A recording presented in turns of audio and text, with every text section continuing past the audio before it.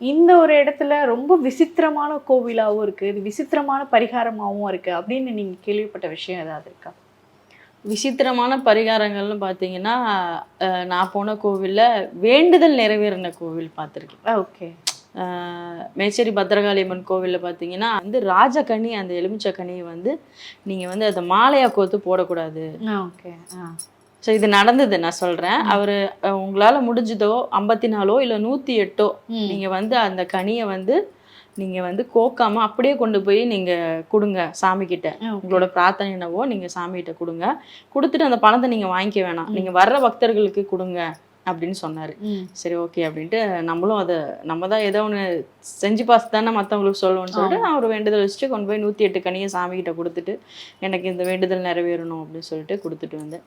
அது எப்படின்னா, அந்த 108 கனியும் ஒவ்வொரு வீட்டுக்கு வேற வேற வீட்டுக்கு போகும். அது வந்து கூட்டு பிரார்த்தனையா மாறும்.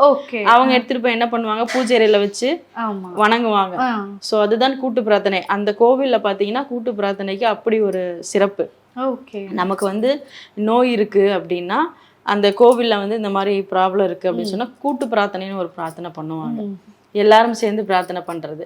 ஸோ இந்த கனி வந்து அவங்க மூலியமா வீட்டுக்கு போய் சேரும்போது எல்லாரோட பிரார்த்தனையும் வந்து அதை வந்து சரி பண்ணி கொடுக்கறதா ஒரு ஐதீகம் இருக்கு.